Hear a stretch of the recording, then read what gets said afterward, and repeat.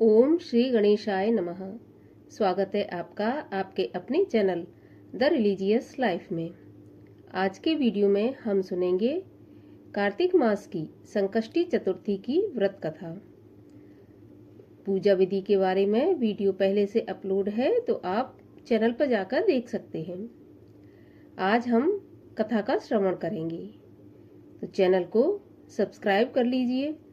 आपको मेरे चैनल पर अपने जीवन में जुड़ी जितनी भी समस्याएं हैं आपकी, चाहे वो धन से समस्या जुड़ी हो, चाहे संतान से हो, या किसी भी प्रकार की समस्या हो, बाधा हो, उसके बारे में सारे उपाय आपको मिलेंगे। तो चैनल पर जाकर देखकर आप अपने समस्याओं का समाधान कर सकते हैं। तो चलिए अब हम शुरू करते हैं गणेश चतुर्थी व्रत की कथा।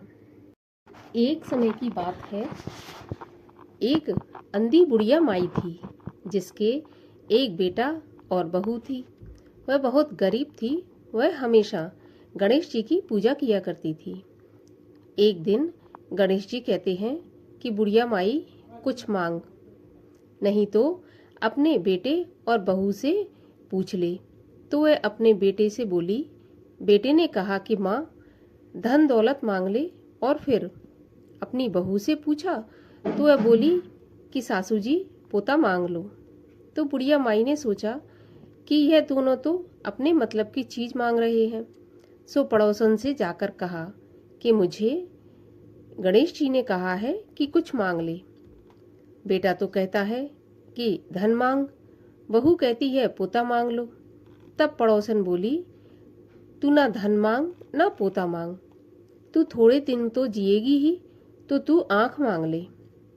तो उसने पड़ोसन की बात भी नहीं मानी। घर पर जाकर सोचा कि बेटा बहू खुश हो, वही मांग लेती हूँ और अपने मतलब की चीज भी मांग लूँ।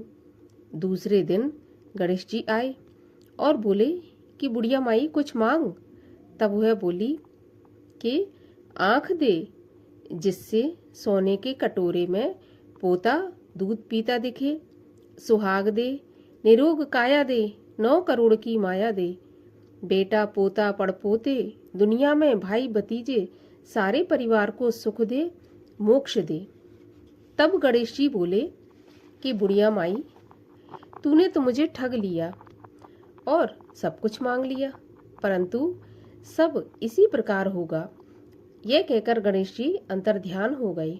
बुढ़िया माई के उसी प्रकार सब कुछ हो गया। हे गणेश जी महाराज, जैसा बुढ़िया माई को दिया वैसा सबको देना। यहाँ पर पहली कथा समाप्त होती है। अब हम सुनते हैं गणेश चतुर्थी की दूसरी कथा। पार्वती जी कहती हैं, हे भाग्यशाली लंबोदर, भाषणकर्ताओं में श्रेष्ठ कार्तिक कृष्ण चतुर्थी को किस नाम वाले गणेश जी की पूजा की जाती है और किस तरीके से की जाती है। श्री कृष्ण जी बोले, अपनी माता की बात सुनकर गणेश जी ने कहा कि कार्तिक कृष्ण चतुर्थी का नाम संकटा है।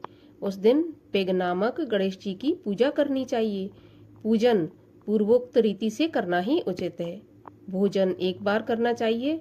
व्रत और पूजन के बाद ब्राह्मण भोज कराकर स्वयं मौन होकर भोजन करना चाहिए।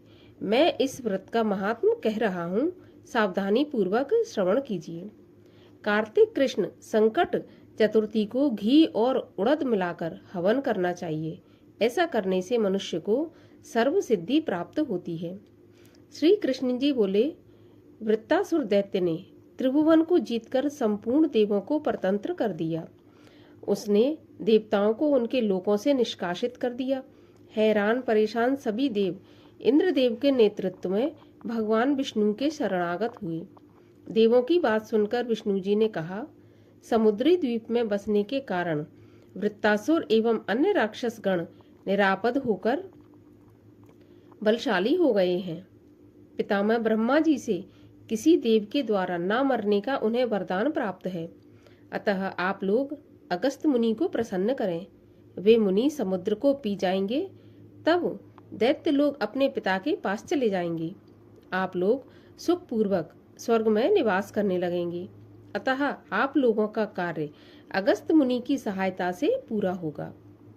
ऐसा सुनकर सब देवगण अगस्त मुनि के आश्रम में गए और स्तुति द्वारा उन्हें प्रसन्न किया।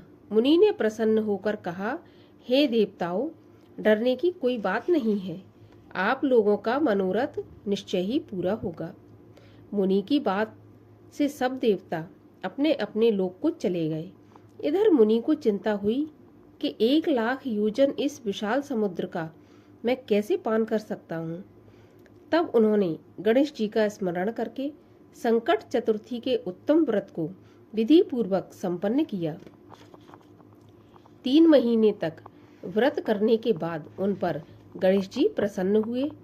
उसी व्रत के प्रभाव से अगस्त मुनि ने समुद्र को आसानी से पी लिया और सुखा डाला। यह उसी व्रत का प्रभाव था कि अर्जुन ने निवात कवच आदि के संपूर्ण दैत्यों को पराजित कर दिया। गणेश जी की इस बात से पार्वती जी अत्यंत प्रसन्न हुई कि मेरा पुत्र विश्ववंद और सर्व सिद्धियों का प्रदाता है। श्री कृष्ण जी कहते हैं, हे महाराज युधिष्ठिर, आप भी चतुर्थी का व्रत कीजिए। इसके करने से आप शीघ्र ही सभी शत्रुओं को जीतकर अपना राज्य पा जाएंगे। श्री कृष्ण जी के आदेश अनुसार युधिष्ठिर जी ने गणेश जी का व्रत किया। व्रत के प्रभाव से उन्होंने शत्रुओं को जीतकर अखंड राज्य प्राप्त कर लिया। केवल कथा श्रवण करने से ही हजारों अश्वमेध और सैकड़ों वाजपेयी यज्ञों का फल प्राप्त होता है। साथ ही पुत्र पौत्रादि की भी वृद्धि होती है। इसी प्रकार गणेश चतुर्थी की दूसरी कथा भी समाप्त हुई। बोलिए श्री गणेश जी महाराज की जय। वीडियो अच्छा लगा हो तो वीडियो को लाइक अवश्य कर दीजिए, चैनल को सब्सक्राइब कर दीजिए। मैं मिलती हूँ आपसे अगले वीडियो में, तब तक के लिए हरे कृष्ण।